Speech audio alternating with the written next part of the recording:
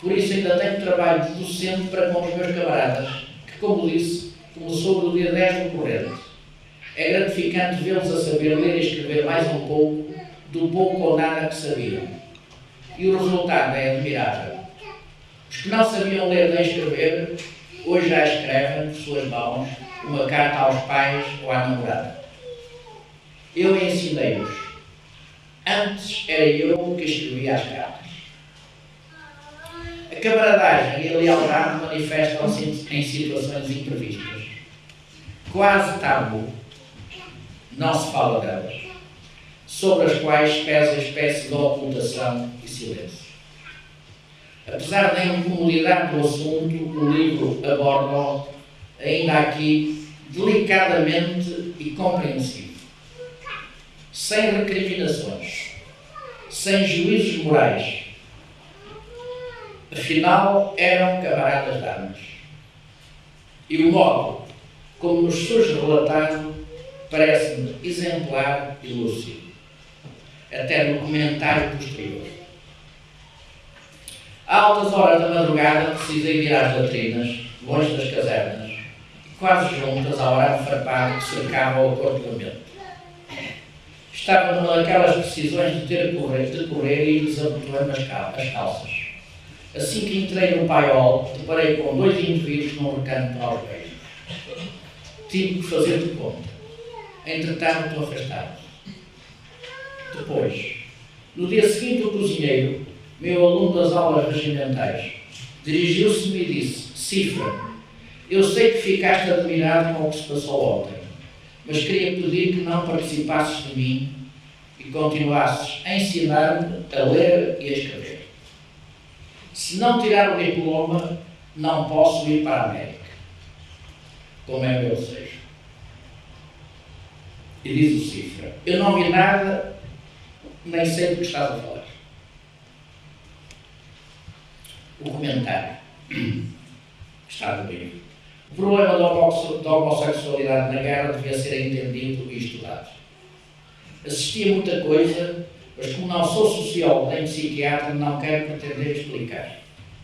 Uns eram e assumiram-se como tal, outros não eram, passaram a ser e não se assumiram. E outros ainda que nunca foram, passaram a ser, mas abandonaram. Houve até quem me pedisse, com toda a naturalidade, que escrevesse cartas de amor para colegas de quem gostava. Sexto, a camaradagem e os laços que uniam dezenas de homens, isolados, nos confins de Angola, conduziam a situações dignas de filmes cómicos, também, e a cenas humorísticas que serviam de contrapartida aos problemas.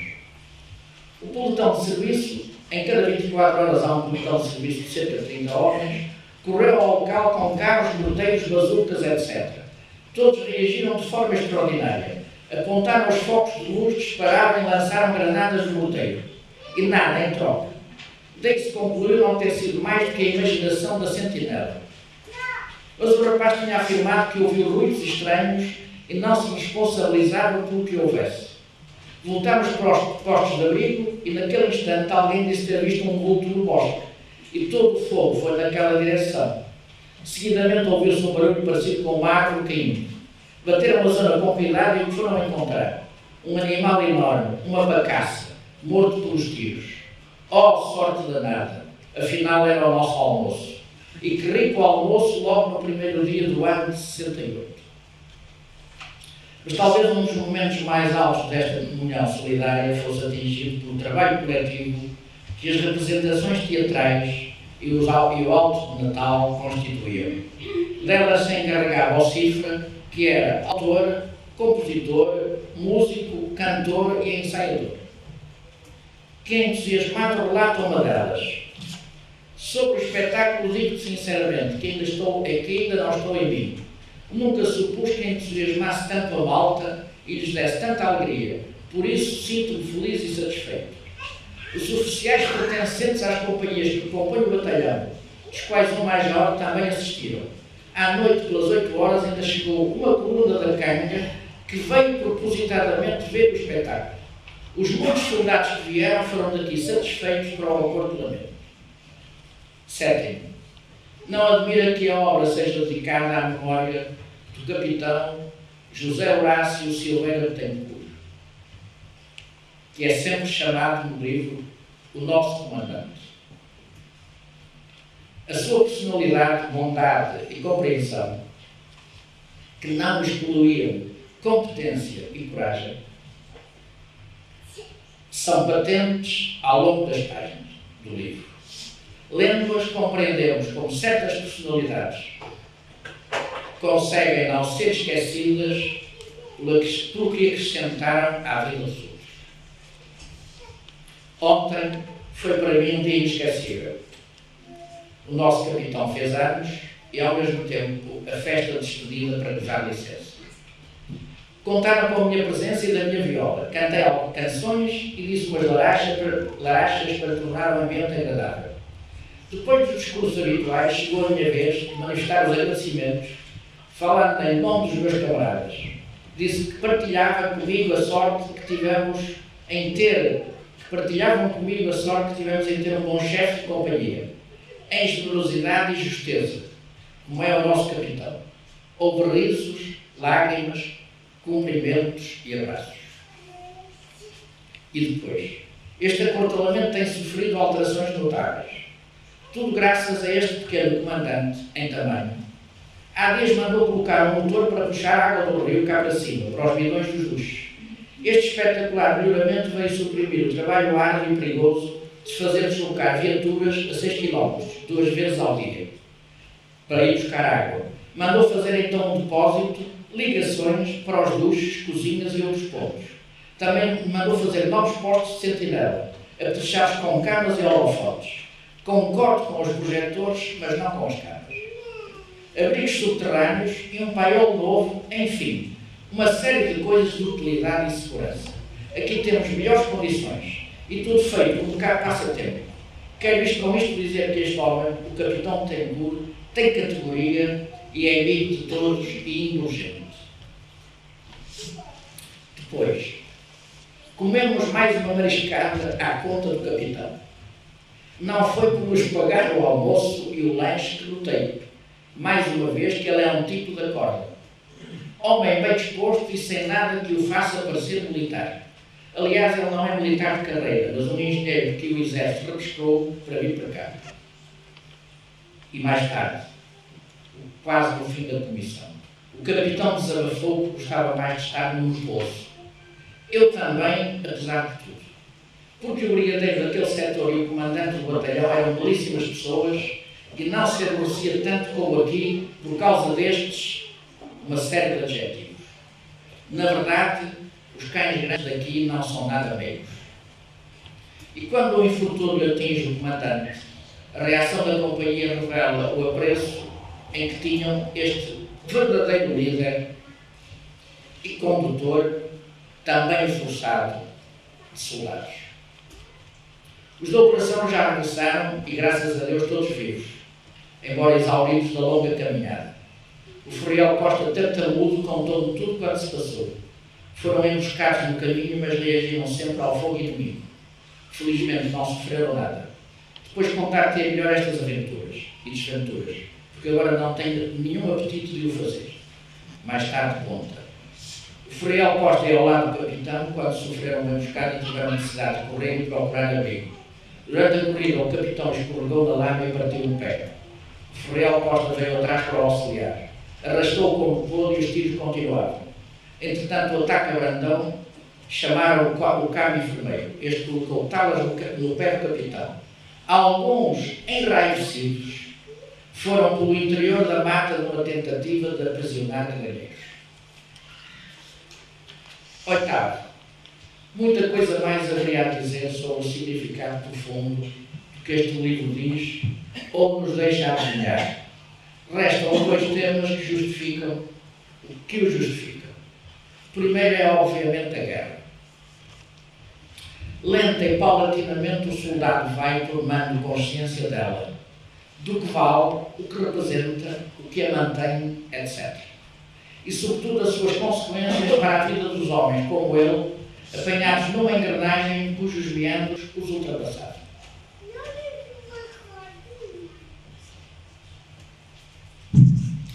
O desgaste a desilusão, a impotência.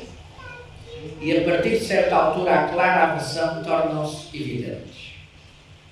Da expectativa resignada inicial, o discurso vai caminhando para a impaciência, o inconformismo e alguma revolta. Vejamos a evolução. Pela primeira vez foi celebrada a missa aqui no Poço.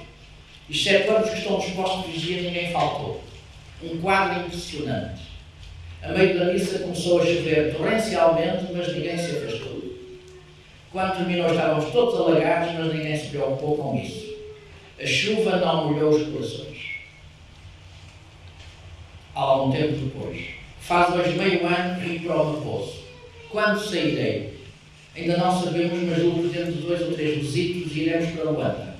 Estou certo de que não nos obrigarão a ficar mais tempo neste isolamento tão estúpido. A seguir. Depois era aquele alarido habitual da chegada, a vozearia, a água dos chuveiros. Por vezes não havia água e tinham de esperar que uma secção os fosse buscar. O som metálico das marmitas no refeitório. Algazar na cantina, por causa da cerveja que não havia. E também o desalento de alguns que, calados, se metiam na caserna para só aparecerem no dia seguinte. Outros, antes de qualquer coisa, liam o correio. E outros, que não recebiam correio, metiam-se na cama sem comer e choravam.